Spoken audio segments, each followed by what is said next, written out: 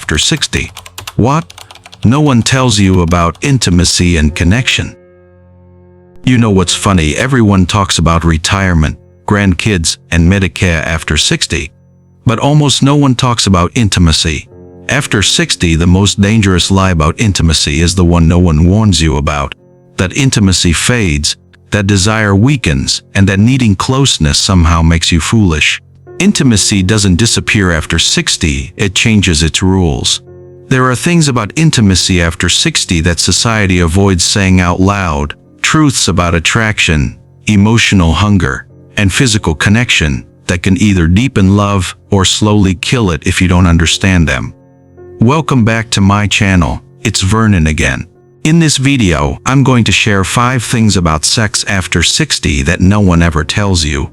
The kind of things you only learn through experience, mistakes, and paying close attention to what really brings two people closer later in life. But first, make sure you subscribe to my channel and turn on notifications so you don't miss what's coming next. Take a breath, slow everything down, and let's begin uncovering the truths about intimacy after 60 that most people never hear. Number 1. Desire doesn't disappear, it becomes emotional first. One of the biggest truths no one tells you about sex after 60 is this: desire doesn't start in the body anymore, it starts in the emotional state. Many people mistake this shift for loss. They think something is broken because arousal doesn't arrive instantly. But nothing is wrong.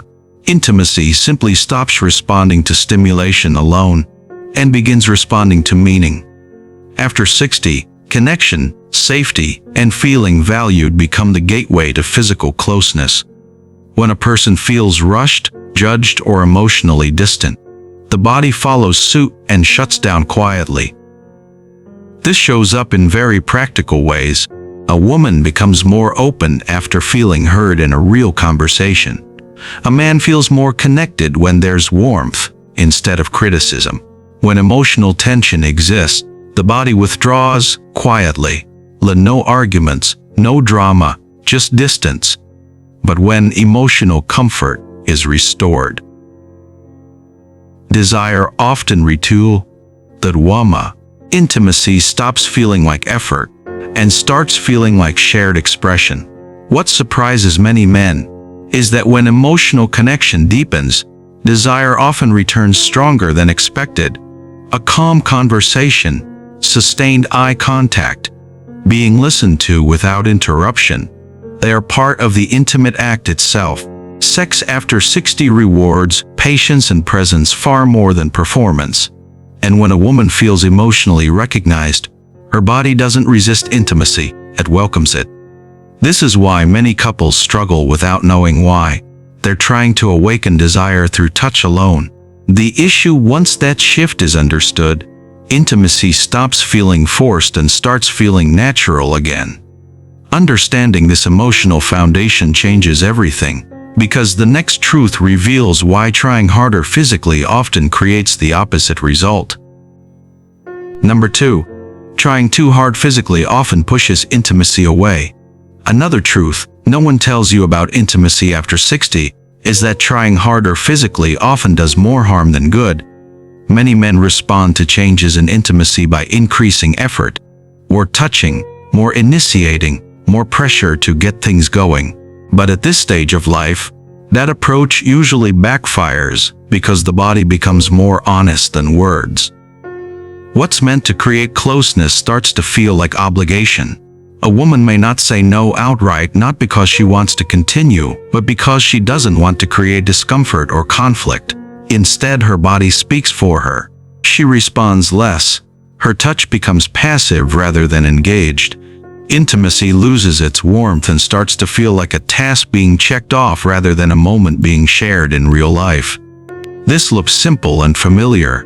When touch arrives without emotional readiness, it feels intrusive instead of inviting. The issue, when there's pressure to perform, the body tightens instead of opening.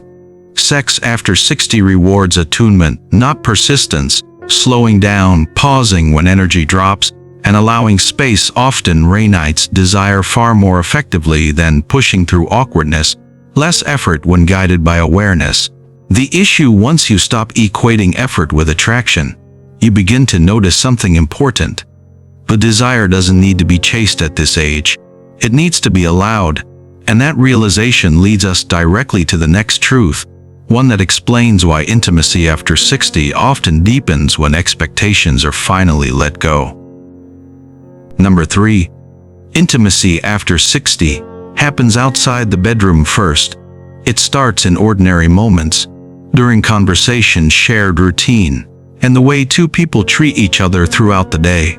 When emotional connection is missing outside the bedroom, intimacy inside it struggles to come alive. Many couples wait until night to reconnect physically, without realizing the distance was created hours, sometimes days, earlier. In practical terms, this means intimacy is built through the small, repeated interactions that feel insignificant in the moment, but accumulate throughout the day. The tone you use in the morning, whether it's warm, neutral, or impatient, sets an emotional temperature that lingers. A dismissive comment, a sharp response, or being talked over may seem minor, but it creates subtle distance that doesn't simply disappear by nightfall. Likewise, how small frustrations are handled matters deeply. Feeling appreciated, relaxed, and emotionally safe during the day directly affects desire later on. After 60, the body remembers tension longer, and it responds more strongly to emotional atmosphere than physical cues alone.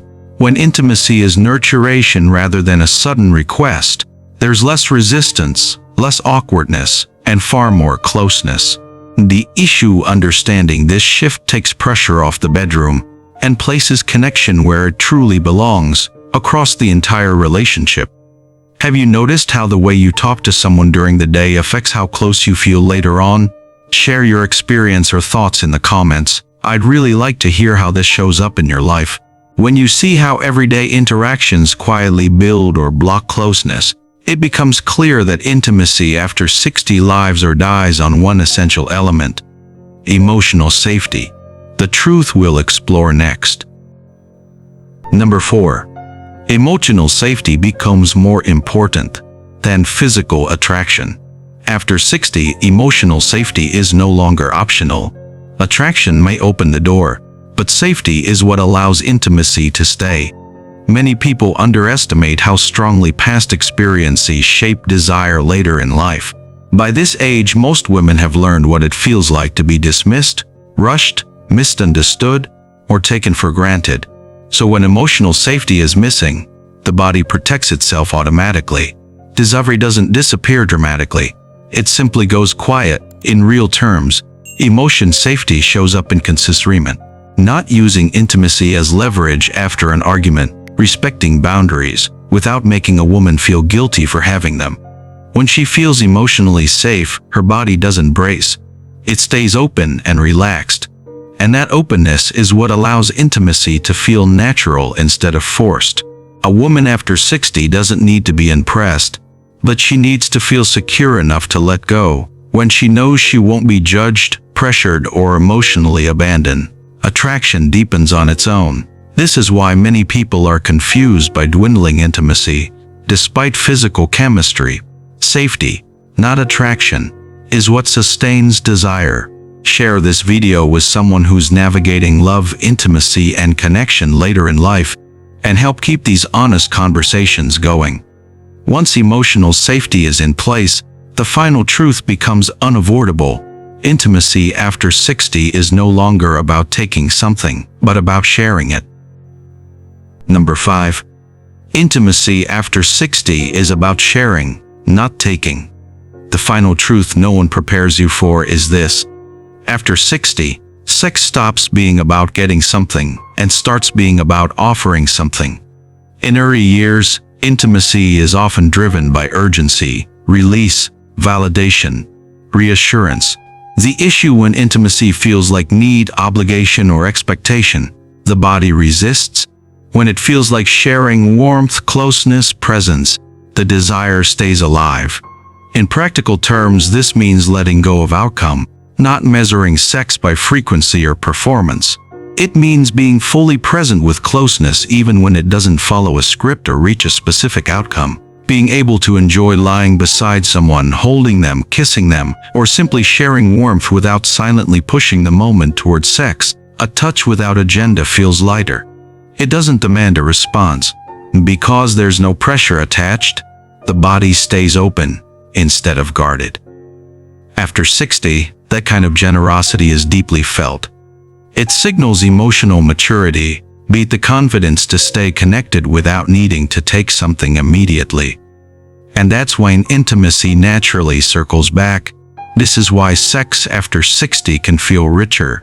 There's less proving and more giving, less hunger and more connection. When both people stop trying to take something from the moment and simply share it, intimacy stops feeling fragile and starts feeling deeply secure. Intimacy after 60 isn't disappearing. It's asking to be understood differently. What changes isn't the need for intimacy, but the way connection wants to be approached. Desire becomes emotional before it becomes physical. Trying harder creates distance, while slowing down brings closeness. Intimacy begins long before the bedroom is sustained by emotional safety, and deepens when it's shared rather than taken.